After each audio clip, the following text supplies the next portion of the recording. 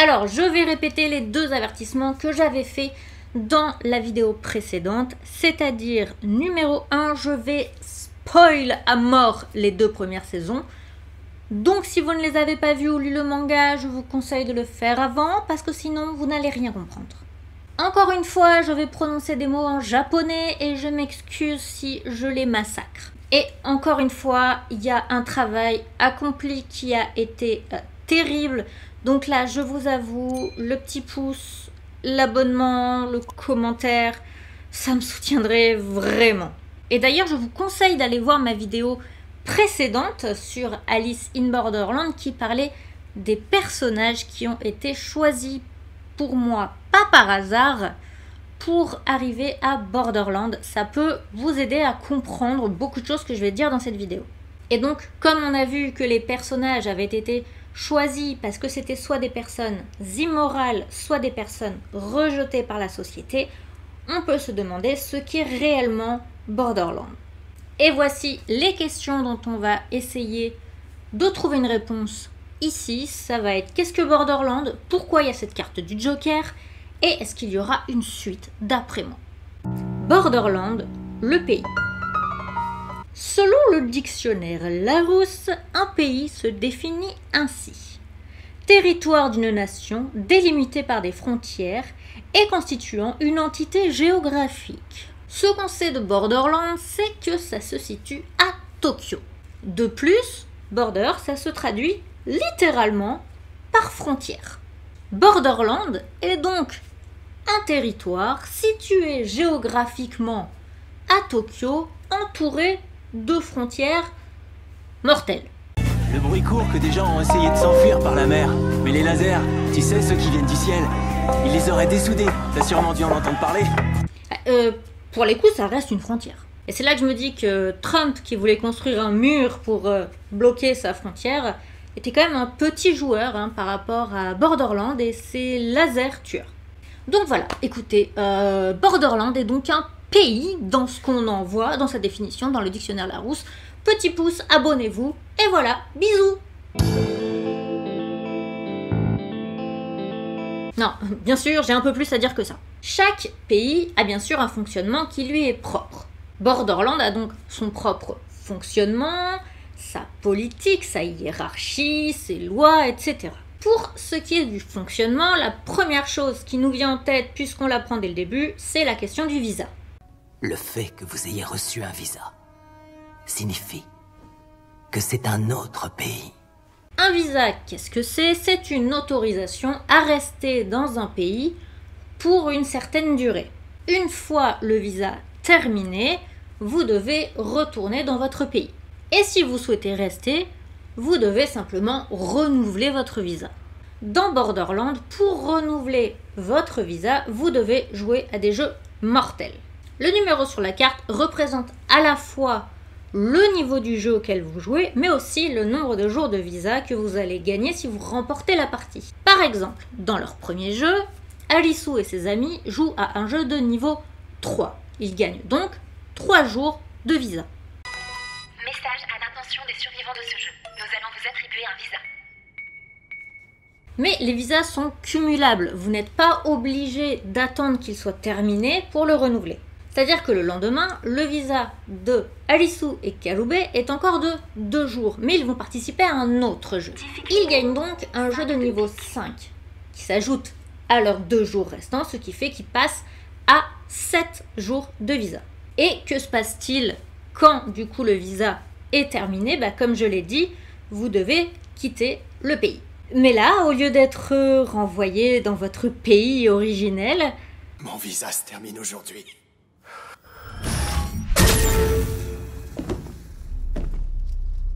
Vous êtes tué. Voilà, c'est assez sympa Borderland. Maintenant qu'on a compris un peu comment on reste dans le pays, dans la saison 2, on apprend la hiérarchie complète de cet endroit.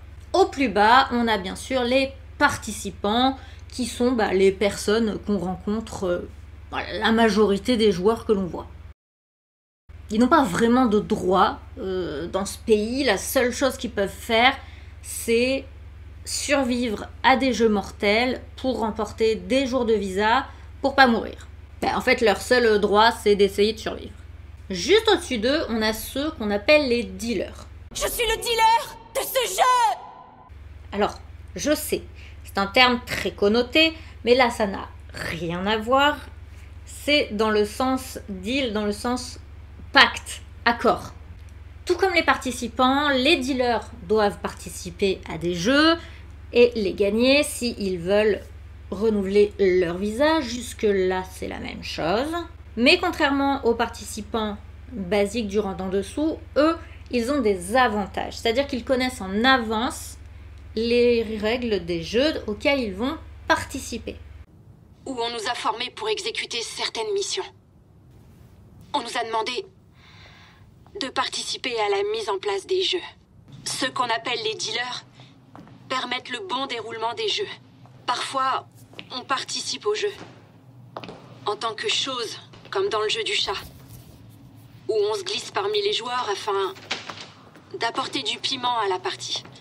Par contre, ils jouent contre les participants en règle générale, ce qui fait que s'ils perdent le jeu, c'est game over pour eux. Et ils peuvent aussi mourir si expiration du visa, évidemment. C'est à partir de la saison 2 qu'on découvre les classes au-dessus, avec notamment les citoyens.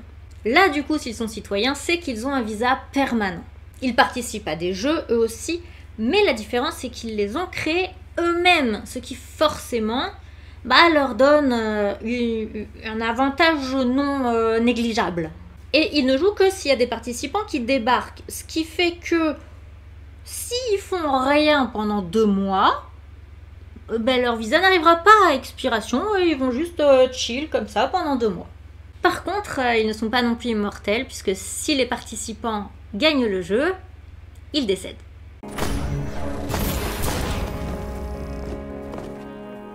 Et tout en haut, il y a bien sûr les figures. Et j'ai envie de parler de monarques, puisqu'il s'agit de rois, de reines et de valets. Par contre, j'ai pas eu spécialement la sensation qu'il y avait des rapports hiérarchiques entre rois, reines et valets. J'ai un peu l'impression qu'ils sont sur un pied d'égalité. Ce qui voudrait dire que Borderlands est une monarchie avec 12 monarques, ce qui est très original. On ne les voit pas tous dans la série, ça sera un petit peu long, mais on voit que certains sont battus, que ce soit par des personnages lambda totalement figurants,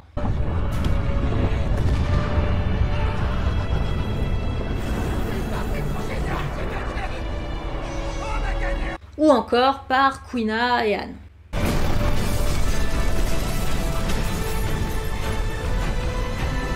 Voilà! Ça, c'est badass! Car oui, même s'ils n'ont aucun visa, tout comme les citoyens, ils sont mortels et peuvent être tués par les participants. En tout cas, dans les personnages que l'on voit, on a au niveau des rois Isao Shirabi, le roi de pique, Keiichi Kuzuryu, le roi de carreau, et Ginji Kyuma, le roi de trèfle. Les reines, on en voit 2. Lisa, ou Lisa, je ne sais pas trop, la reine de pique, et bien sûr, Mira Kano, la reine de cœur. Et en valet, on n'en voit qu'un, Enji Matsushita, le valet de cœur. Ça n'a rien à voir avec moi, ok? Lui, c'est Enji avec un E, moi, c'est pas moi. Du coup, on peut clairement dire que Borderlands est une monarchie, et plus précisément une monarchie absolue, puisque les monarques ont tous les droits, et le peuple n'en a pas. Et il n'y a pas de question de parlement, de premier ministre, non, tout ça, non, il n'y a pas. Enfin si, le peuple, il a un droit, essayer de les buter. Donc en fait, si on regarde, Borderlands, c'est un pays qui se situe à Tokyo, qui fonctionne en monarchie absolue avec un système de visa. D'ailleurs, on peut même avoir l'impression que ce pays est constitué de petits pays semi-permanents. Je m'explique. Les arènes, elles ont elles aussi des frontières à ne pas franchir sous peine de mort.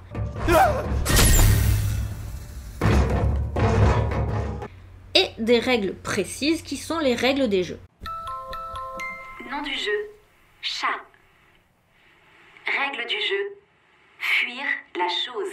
D'ailleurs, c'est un peu, j'ai l'impression, les monarques qui créent les règles des jeux de leur couleur. J'oubliais.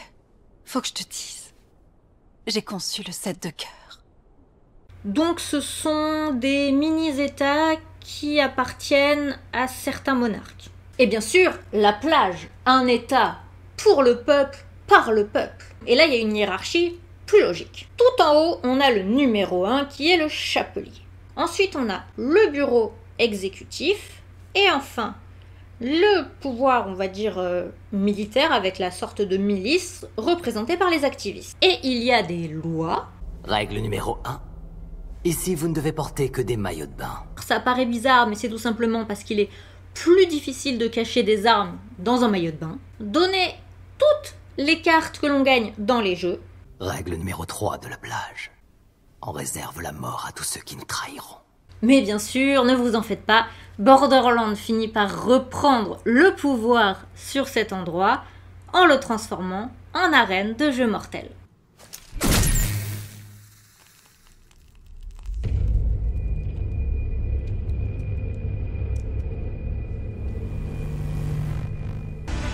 La plage est une arène. Donc ok, Borderlands, c'est un pays, mais il ressemble à Tokyo, mais ça n'a pas l'air d'être le vrai Tokyo. Alors, c'est quoi précisément? Borderlands, un purgatoire? Pour comprendre ce qu'est ou ce que peut être Borderlands, il faut se rappeler d'une chose, les personnages sont morts. Les noms des victimes identifiées sont Kodae Tata, Saori Shibuki, Takeru Danma, Sho Okada, Daikishi Karube. T'étais dans un état de mort clinique. Ça a duré environ 1 minute. Je parie que toi aussi t'étais en état de mort clinique, je me trompe. Comment tu sais ça? Parce que moi aussi. Ah, j'ai prévenu, ça va spoil, hein. Si vous saviez pas, tant pis pour vous. À la fin de la saison 2, on peut voir que tous les personnages, que ce soit ceux qui survivent ou ceux qui ne survivent pas, sont dans le quartier de Shibuya quand une météorite débarque et fait un gros massacre. Et durant leur mort, des personnages se retrouvent à Borderlands. Déjà, première chose étrange, ils ne semblent pas se retrouver à Borderlands le même jour. Je suis ici depuis 3 jours maintenant. C'est bizarre, non? Pour nous 3, c'est hier que ça s'est fait. Que tout le monde a disparu. Oui. Alors que pour Shibuki, c'était il y a 3 jours. Pourtant, il semblerait qu'ils soient tous morts au même moment. Mais il est répété plusieurs fois dans la série que le temps dans Borderlands ne semble pas être le même que dans le monde réel. Mais les plantes poussent beaucoup plus vite qu'à la normale. Il y a comme une dissociation dans l'écoulement du temps. Donc, d'après moi, si les personnages n'arrivent pas à Borderlands au même moment où le temps passe différemment, c'est qu'ils ne sont pas tous morts à la même centième de seconde près. Parce que forcément, quand la météorite s'est écrasée, il y a d'abord ceux qui ont dû mourir par des cailloux qui ont été projetés, ceux qui étaient juste en dessous. Après, ça crée des ondes, donc les gens meurent un peu les uns à la suite des autres. Ceux qui étaient dans les bâtiments qui s'écrasent peuvent mourir après, etc. Vous voyez l'idée.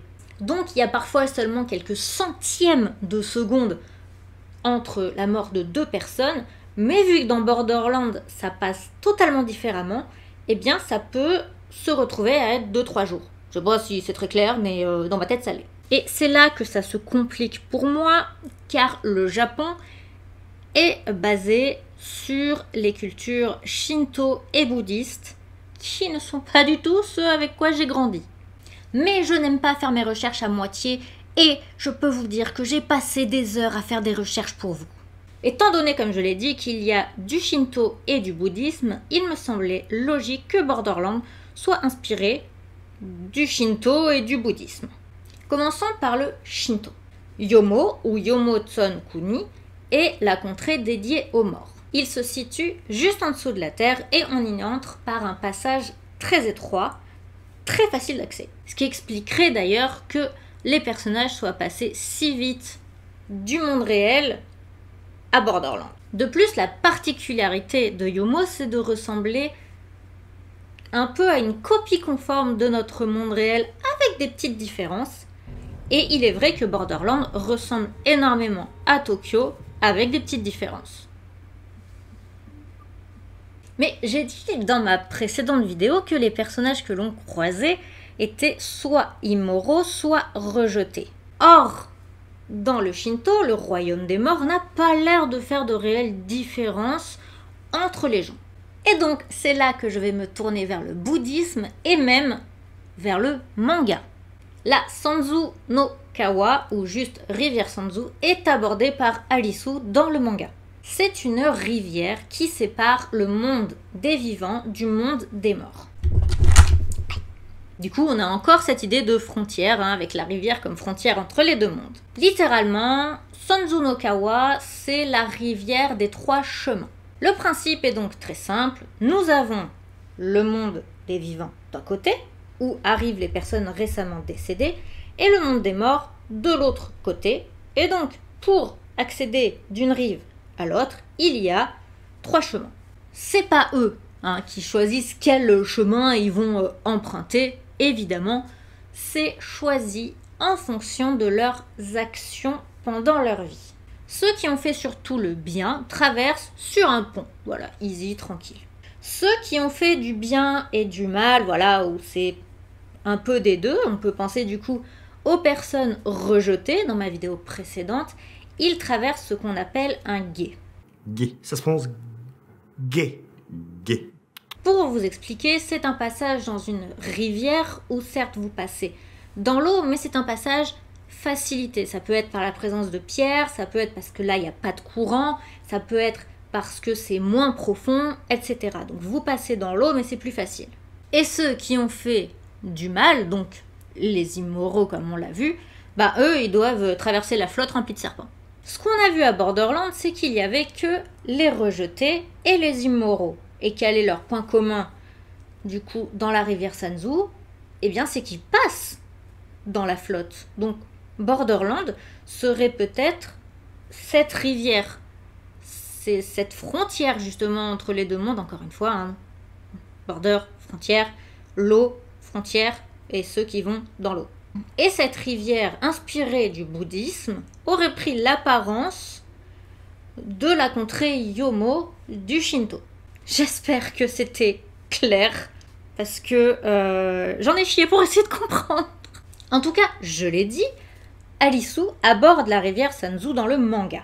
Alors, il ne l'aborde pas tout seul, comme ça, tranquillou, les pieds dans le vide. Non, il en parle avec quelqu'un.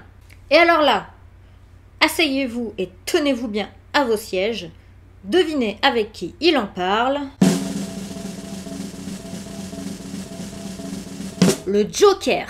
Et oui, dans le manga, après avoir vaincu la reine de cœur, mais lorsqu'il est encore dans l'arène et que les personnages ont pu faire leur choix de rester ou de partir, le Joker apparaît à Alisu. Il s'agit d'une ombre humanoïde qui n'a donc pas de visage, juste une forme d'humain, qui pose devant Alisu la carte du Joker. Pour Alisu, c'est clair, le Joker, c'est celui qui règne au-dessus de Borderlands.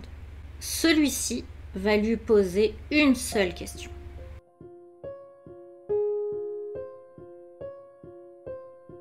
Dis-moi, me vois-tu comme un dieu ou comme un diable? Mais pour Alisu, il est ni l'un ni l'autre. Il n'est qu'un simple passeur naviguant sur la rivière Sanzu, au-dessus de Borderlands. Son rôle serait donc de ramener au monde réel les personnes qui ont réussi. Borderlands, pour moi, c'est un espace entre la vie et la mort. Ça a changé quelque chose pour toi? D'être entre deux mondes? Qui retient les personnes, du coup, immorales ou entre les deux. Ils y vivent des épreuves physiques et psychiques dans le but de montrer qu'ils sont assez forts pour retourner dans le monde réel, qu'ils le méritent. Et c'est surtout Chishiya qui m'a fait le remarquer, ceux qui le méritent et qui décident de retourner dans le monde des vivants, c'est ceux qui ont changé. J'ai l'impression que tu n'es plus le même qu'avant. Tu trouves? Oui. Je te sens moins ironique. Moins ironique, elle est bonne celle-là. Je refuse de redevenir le mec faible et égoïste que j'étais.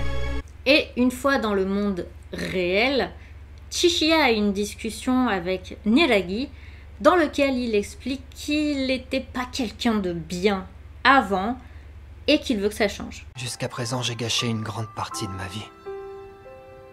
Alors je me dis que maintenant, je pourrais faire en sorte de la vivre pleinement sans déconner. Donc voilà, pour moi, Borderlands, c'est une épreuve pour les personnes qui n'ont pas été totalement bien. Et c'est une nouvelle chance pour eux de tenter de faire mieux. Évidemment, la question du coup, c'est la carte du Joker dans la série tout à la fin. Et bien pour moi, elle a deux significations. Premièrement, que oui, Borderlands existe bel et bien. Borderlands se base sur les cartes. Et dans les jeux de cartes, le principe de la carte du Joker, c'est s'il vous manque une carte, par exemple au poker pour faire une suite, un machin, un truc, vous avez juste à utiliser la carte du Joker qui remplace la carte manquante. Donc en quelque sorte, le Joker, c'est toutes les cartes. Pour moi, du coup, ça veut un peu dire, oui, toutes les cartes existent bel et bien, donc Borderlands existe bel et bien. Et dans un sens figuré, un Joker, c'est un avantage qu'on peut sortir comme ça. Et ici, du coup, leur Joker, ce serait la possibilité de repartir à zéro dans une nouvelle vie. Car même s'ils ne s'en souviennent pas, et heureusement pour eux, sinon je pense que la saison 3, ça aurait été les personnages survivants dans un hôpital psychiatrique tentant de survivre et de surmonter leur trauma. Ce qui est pas fou.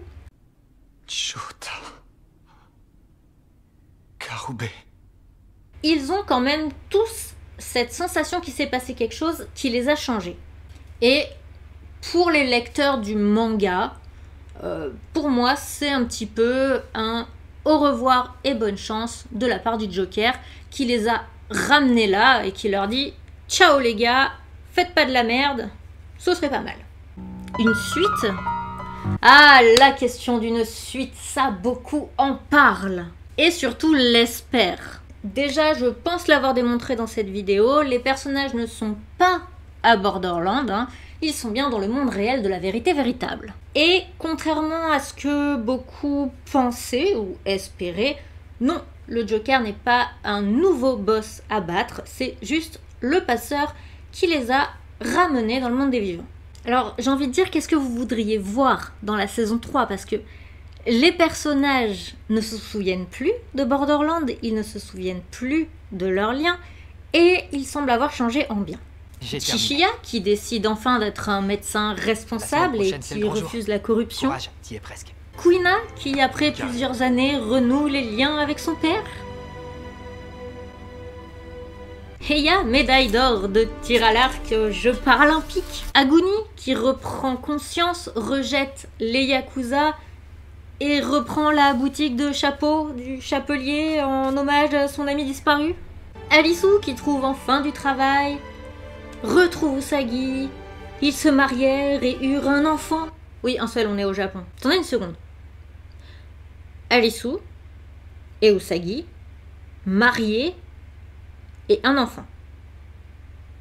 J'ai déjà entendu ça. Vraiment, hein, ça me dit un truc. Mais oui, Alice in Borderland Retry. Ce manga de seulement 2 tomes est la suite directe du coup de Alice in Borderland, mais quelques années plus tard. On y retrouve Alisu qui est mariée avec Madame Alisu, puisque Usagi c'était son nom de famille, et celle-ci est enceinte. En se rendant au temple, bim, Alisu a un accident et tada, retour à Borderland. Malheureusement, dans Alice in Borderland Retry, on ne suit que les aventures de Alisu, puisqu'il y retrouve des nouveaux personnages. Il ne retrouve pas les anciens que l'on a tant aimés.